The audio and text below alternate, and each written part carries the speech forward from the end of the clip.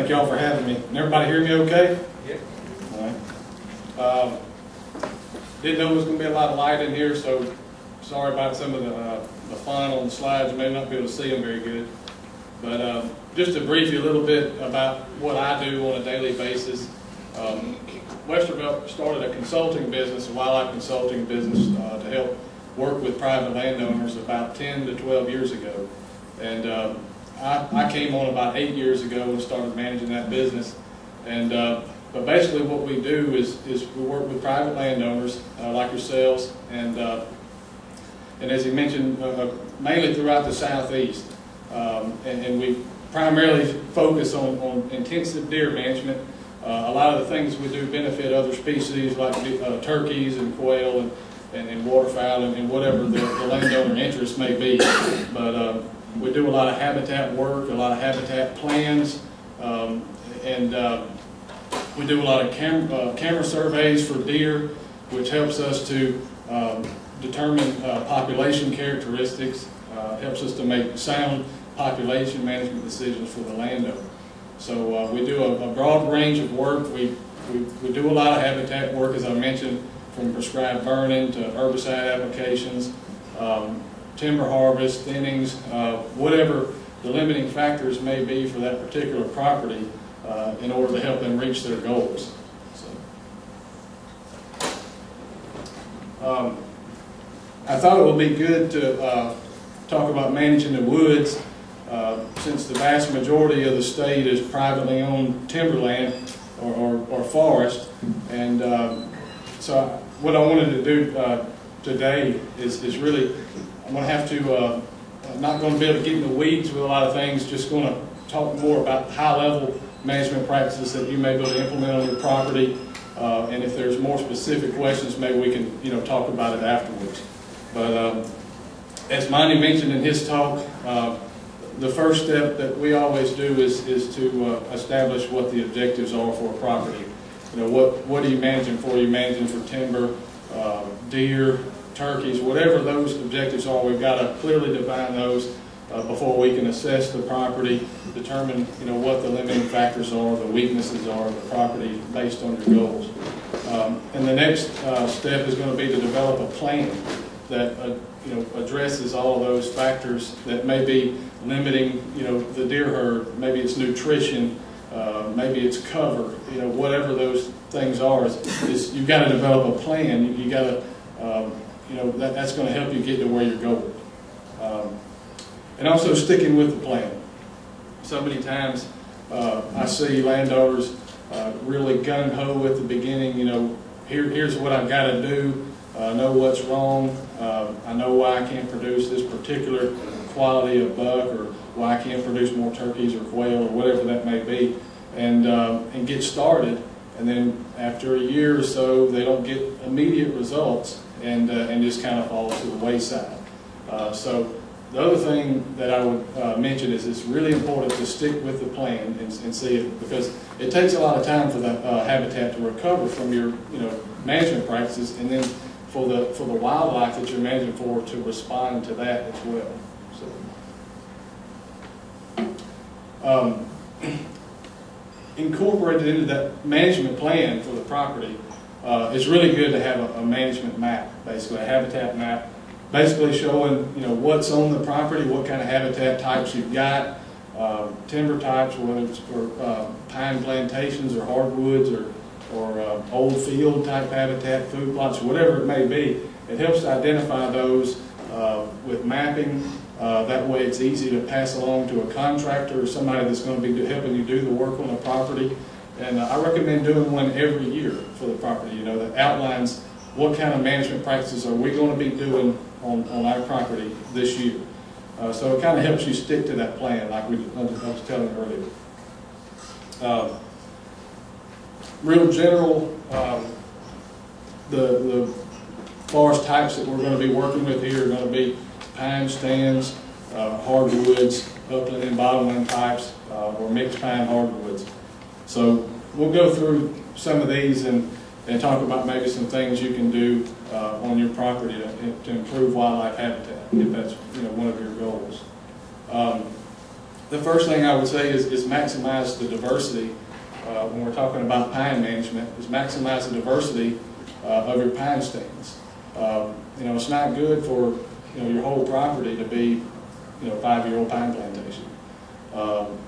Really need to chop that up and create different, you know, age classes that's going to have different successional stages for wildlife and help, you know, satisfy those annual needs that, you know, they're going to have, whether it's fawning cover for deer or during the nesting season for turkeys or quail or whatever it may be.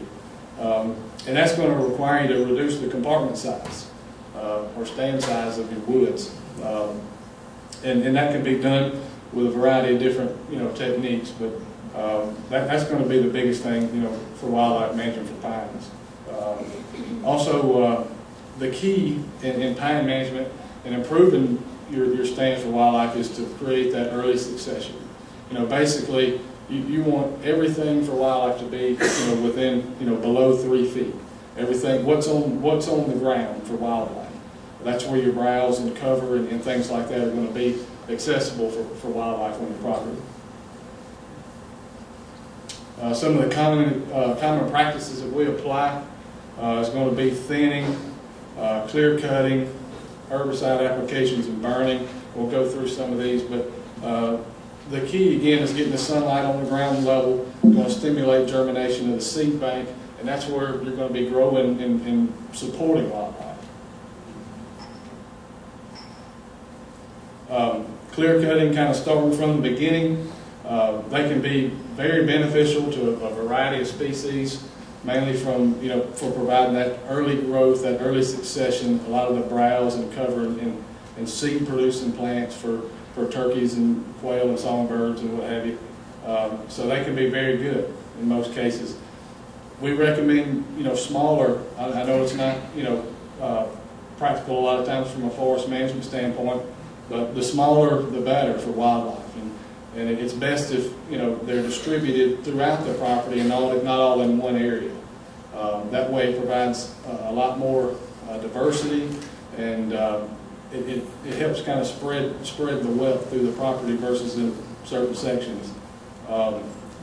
So I like, you know, when we're clear cutting for wildlife on a property, trying to create more cover and browse on a property, we try to stay in that 5 to 15 acre range for clear cuts where possible. The shape of the clear cuts, you know, I drive a tractor. I like long rectangular squared off fields because it's easier to work, and same from a forest management standpoint. It's always nice, but, you know, when wildlife are, you know, a consideration in your property management plan, if you can, you know, try to create irregularly shaped clear cuts where possible, this creates a lot more edge where a lot of these species that we're managing for are thriving. And replanting, it's always good to use a spacing that's as wide as possible, that, you know, that kind of fits your timber and wildlife objectives. The wider the spacing, the better. This delays the time for when the trees are planted to the canopy closure stage, to where it starts shading out the ground floor, and habitat quality kind of declines thereafter until the stands are thinned. Side prep and release treatments in the clear cuts. This can be a big factor in the value of clear cuts. You know, heavy herbicide applications that are going to nuke everything. It's not as good for wildlife. They obviously don't have the influx of the weeds that, you know, we're trying to produce for wildlife. So, you know, you may want to work with your forester to try to come up with a cocktail that's going to be a little bit more wildlife friendly when everything starts to coming back during the next growing season. You know, banded treatments are good too, where, you know, it kind of leaves space in between the rows for the naturally occurring vegetation to come in and provide food and cover for wildlife.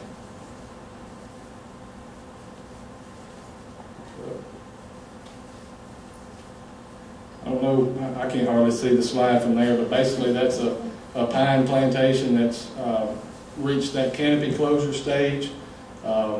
It's pretty much a desert, you know, for deer or turkey. you know, they'll walk through there, get somewhere else. Basically, is the only time they'll use it. But you know, this is about, you know, this is the time period when pine plantations aren't very valuable for wildlife, and that's why, you know, it goes back to creating that diversity across your property with different stand ages. That way, you're minimizing this on your property at any one point in time. Hopefully, you've got, you know, when you've got some of this, you've got some other areas that are recently clear cut, or some areas that are in late rotation or something like that, that you can manage the understory and provide, you know, that wildlife habitat. Once it's thin, obviously sunlight infiltration comes in. You start getting some plants and good browse and cover coming in for deer and turkeys, and so it starts to improve. That's the time to incorporate fire in your management program. You know, lots of benefits I'm sure you're all, you know, very well aware of. But it, in a nutshell, basically promotes good herbaceous cover. Basically, your grasses and forbs and things like that. That's going to be, you know, the best food source and cover type for most wildlife species that we're really interested in managing for. And it also helps maintain that in that stage. You know, every time you burn, you're kind of setting it back and maintaining that early succession, and that's going to keep browse, you know, within reach of deer where they can reach it and everything. Brood-ridden habitat for turkeys and quail, and, you know, nutrient availability back to the site. So also can, depending on the time of the burn, can help control hardwoods on some sites.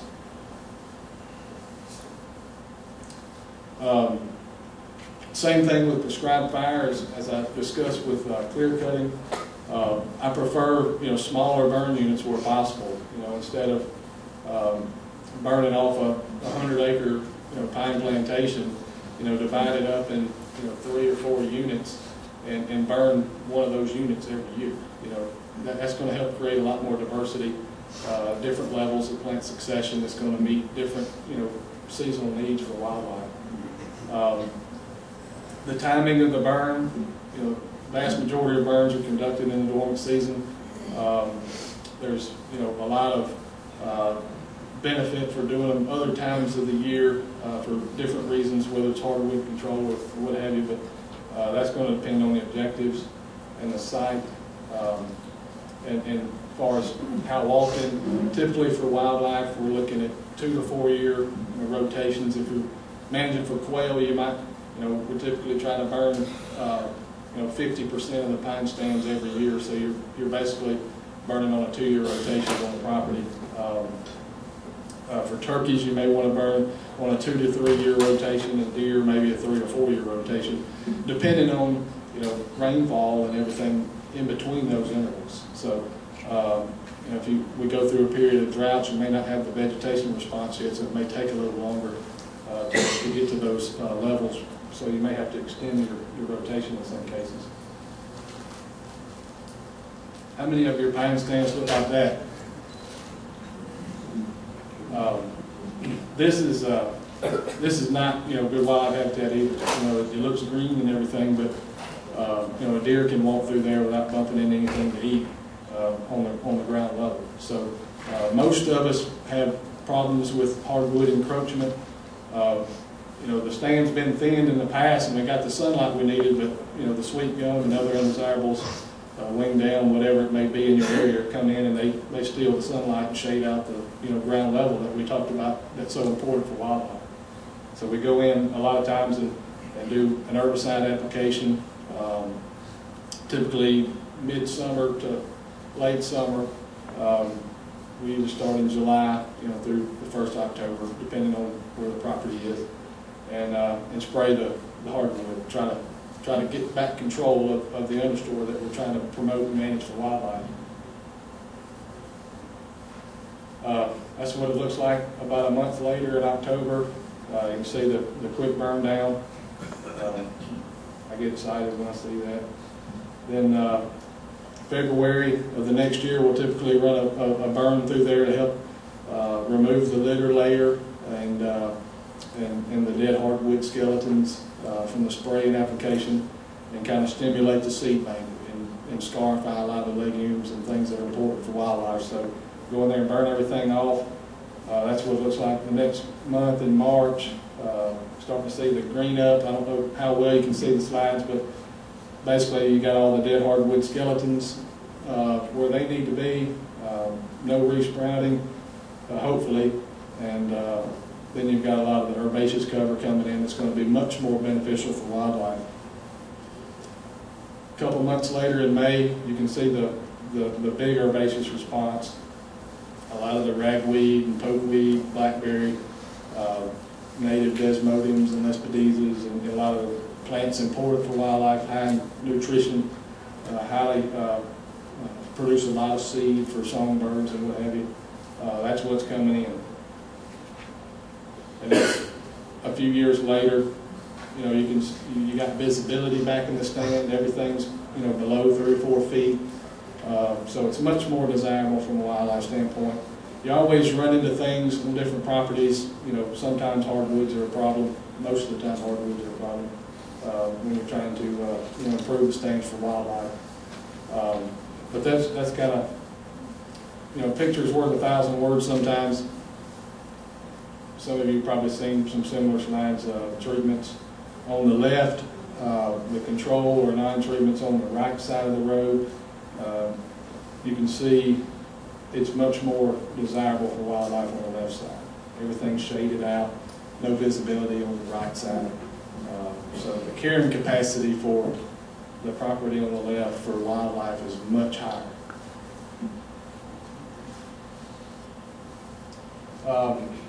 Just a few things that kind of come along with burning, some opportunities that you can have is Firebreak Management. I like to make them as wide as possible.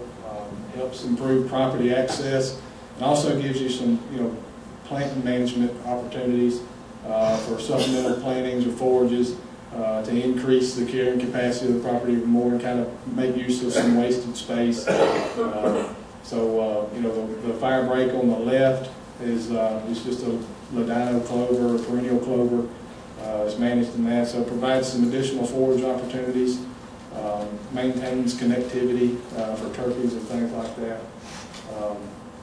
The one on the right is in the left side of the road. There's a Firebreak around that pine stand. It's managed in pearl millet, you know, things for upland game birds and songbirds and what have you. So it just gives you more opportunities to do some, make use of some space.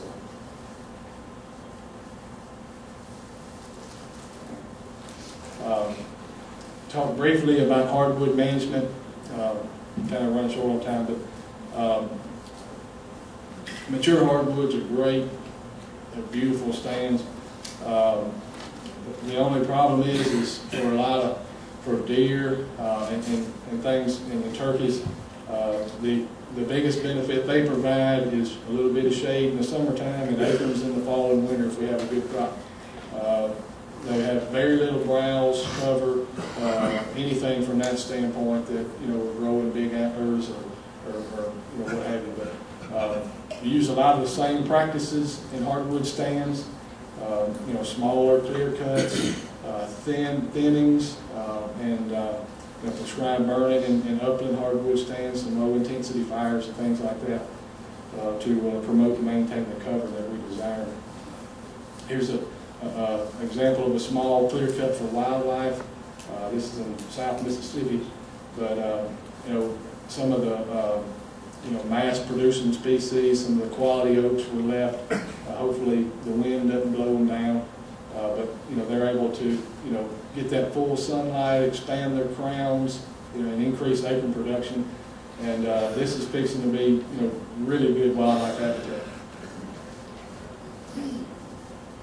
Another example, here's a 10-acre clear cut in South Carolina in a hardwood stand, where the vast majority of the property was in mature hardwoods, and cover and browse was a limiting factor. So we went in and installed some food and cover areas through clear cutting.